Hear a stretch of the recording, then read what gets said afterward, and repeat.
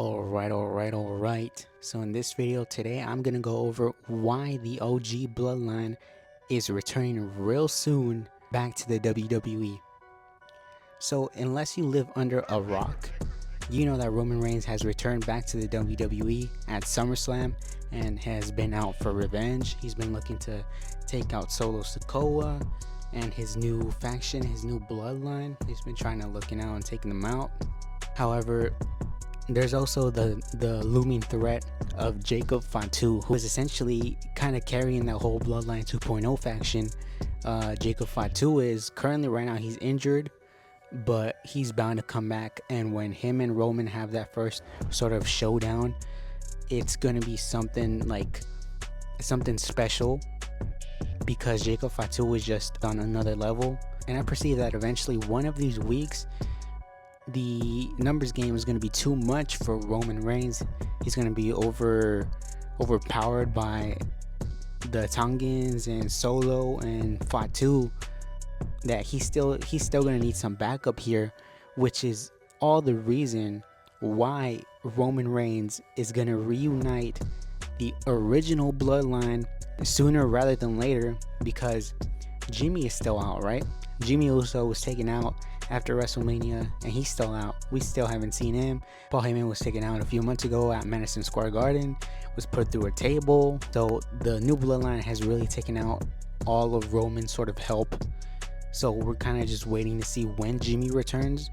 But we know that Jimmy is going to side with Roman. But the big question is, Jay, where does Jay stand? Because Jay is kind of the only sort of member that's on his own right now, right? Jay's on Raw. He's doing his own thing on Raw. He's one of the most popular acts on Raw in the entire company.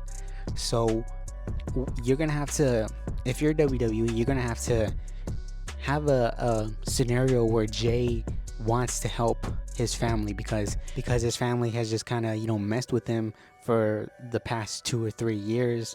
And also, I want to point out that recently we've been seeing a lot of Sami Zayn and Jey Uso segments. And if you know one thing about this new regime, that Triple H, he does everything for a reason. Everything that you see on Monday and Friday nights is there for a reason. It's not just because, oh, these two guys are top baby faces and we got nothing for them. No, they got something for them. That's why they're being positioned together. You see Sami and Jay in the back talking, they're doing their handshake, they're greeting each other, because this is going on for something bigger.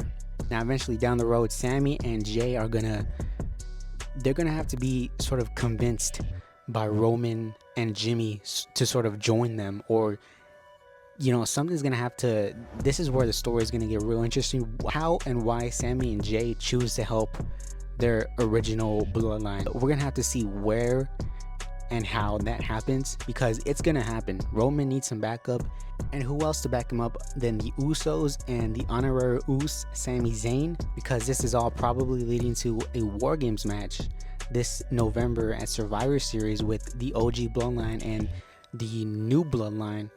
So you kind of already have sort of an idea of who's going to be in that match. So rest assured, whenever the official reunion of the OG Bloodline happens with Paul Heyman, Jimmy and Jey Uso, Sami Zayn, and the original Tribal Chief Roman Reigns, you could bet your ass that reunion is going to be one of the loudest pops in company history. And this company has really had a lot of noteworthy moments here. You could just add this to the bucket list of what this story is going to bring out. We're obviously going to get The Rock at some point.